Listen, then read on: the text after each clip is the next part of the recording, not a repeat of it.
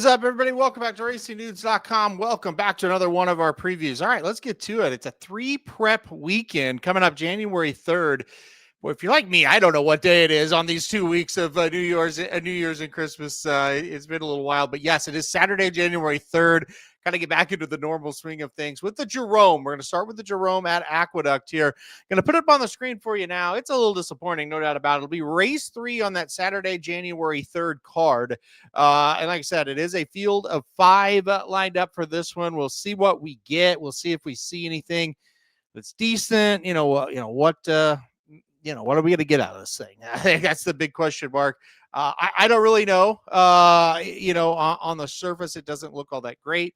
Well, let's go through them one by one and see what we can do. And let's start with the number 1 enforced agenda.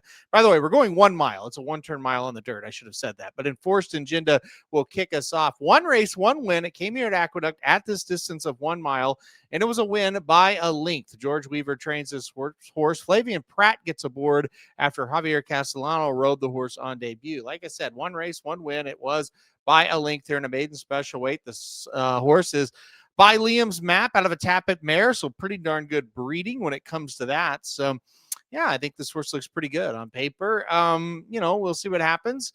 Can the horse progress? I'm not sure, but should, right? Gets Flavian Pratt second start, should get a little bit better. And so all systems kind of go. Love that he won at a mile and is going to come back to a mile here today. Freedom's Echo is next. 2 races at Parks. Maiden special weight, lost on debut. Came back and won a $40,000 maiden claimer at Parks by 11 lengths. Much, much better race there. Tough class test here, though. I think we'll be towards the front. That race was at a mile when he broke his maiden. He won that gate to wire. So I think he'll come right back here, try to go gate to wire once again. Awfully tough, right? To back this horse off just a couple of races at Parks and a maiden claiming event at Parks last time out. This is not the toughest of fields. That's the good news, but it is a little bit better, I'm sure, than what he faced in that race. A horse that I do think showed improvement. This is not really the spot I would go next with him if it was mine, but it's not. So, but I'm not going to go with the number 2 Freedom's Echo, not in this spot. All right, let's go to the number 3 My World. This horse trained by Brad Cox. 3 races so far in this one's career. Lost on debut to Big Tom and Dr. Kapur at Saratoga by 4 1/4. Pretty good first effort there. Came back at Belmont, the Big A, got the maiden, broke. And then last time out, won the Nashua right here at, it's at Aqueduct, going 1 mile. Belmont, the Big A was the name of it, but it's Aqueduct's race here. And won by 3 1/2. It looked pretty good doing it. I thought it was a pretty good race there for My World. So 2 starts here, 2 wins, and a win at the distance as well. So I like that. Also like that he sits off the pace. He doesn't have to have the lead. So I think that's good. Gives him some options here. His horse is by Essential Quality out of an Into Mischief mare, so great breeding as well. They paid $350,000 for this one. You can see why, because of the breeding. I think Brad Cox shows up here with a good shot to get the job done in this spot. Let's go to the number 4, Balboa. You can kind of write a book on Balboa and what he's been through. I shouldn't say it like that. He hasn't been through anything bad, but just kind of the ups and downs, right? So this horse started with Bob Baffert, was 3rd on debut at Del Mar, finished behind Brandt, who just freaked that day, so not that bad of an effort. Broke the maiden very easily at Del Mar second time out. Then went to the Del Mar Futurity, did no running, went to the American Pharoah, did no running again, and quickly got shipped off to Brittany Russell, which is kind of what the Bob Baffert horses that just don't run very well for him. They get them out of the barn, and they take them over to Laurel, and Brittany Russell gets them and usually has success with them. She did right off the bat. An ungraded stakes win at Laurel, going 6 furlongs. This horse won by 5 1/4. Ran so well, they said, let's try the Rimson next time out. Didn't run poorly in the Rimson whatsoever. Set the pace. Kind of was up amongst the pace. 4 running 3rd, beaten 3 1/2, but got beat by Paladin and Renegade. 2 pretty good horses. So, really, really good spot for this horse, in my opinion. I think the 1-turn races have been pretty good. The Rimson was fine, though, as well. So here we are. We're back on back-to-back Derby trail races after moving from the Bob Baffert barn. I think comes in with a big chance. I think he'll be the favorite. Probably should be the favorite. I think he'll be tough in this one. This horse will cost $875,000 at auction, by the way.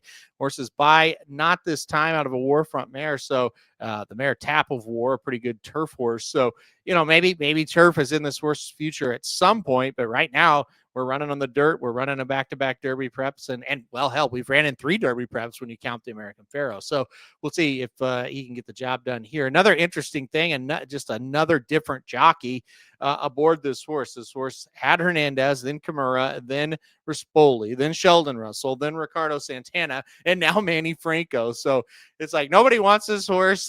Nobody wants to ride this horse. He costs $875,000. Hey, his last 2 races have been pretty good. He'll probably be the favorite, like I said. Then finally, the number 5, Mailata coming in here as a state bred. Another horse coming in from Parks. First 2 races were nothing to speak of. Then 2 races back, I should say, broke the maiden at Parks. Then ran in a state bred stakes last time out and won by 3.5. So 2 races. Last 2 races have been very good.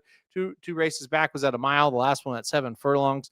Another horse coming in from Parks. I am less skeptical of this one for sure because we're beating maiden special weights and it was a state bred stakes, but at least it was a stake. So I like this one a little bit more than Freedom's Echo. Still a little bit worried overall what's going to happen here with this one. Is moving up in class a little bit. That's obviously going to be the big question mark. And like I said, this isn't the strongest field, but we do have some, the other 3 runners that aren't coming from Parks. They're not bad. I mean, they've, as far as Derby horses, probably not, but as far as, horses going a mile at Aqueduct, they're not too bad. So, all right, that's the field of 5. And, I probably, as I was talking there, you got, okay, well, he's picking the 1, the 3, or the 4 in the spot. And that's certainly what I'm going to do. I debated on this one for a little while. I do like that Enforced Agenda is getting Flavian Pratt, right? I think that is a very good thing. I don't know what that really means in the grand scheme of things. I don't know if they're saying, oh yeah, I think this horse is going to be really good or not. That's hard to say, but jockey trainer combo hits at 30%. I mean, that's pretty darn good. And I think, he might have the most upside. You look at My World, you look at Balboa. We kind of, even though Balboa's kind of improved, My World's kind of ran the same race every time.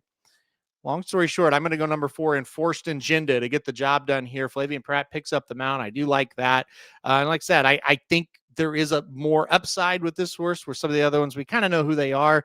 And if Enforced Agenda doesn't make a little bit of a slight improvement, yeah, My World or Balboa are the horses to beat. But if he does, I think Enforced Agenda can get him. I think he'll be a little bit bigger price. We don't know the odds yet, but I think he'll be a little bit bigger price than the other 2. So give me the number 1, Enforced Agenda, to win this year's running of the Jerome. All right, guys, that'll do us for preview. Hit that like button if you like it. Hit subscribe. You really like it. Want to get alert anytime we do videos like this. And most importantly, good luck if you're betting Aqueduct on Saturday.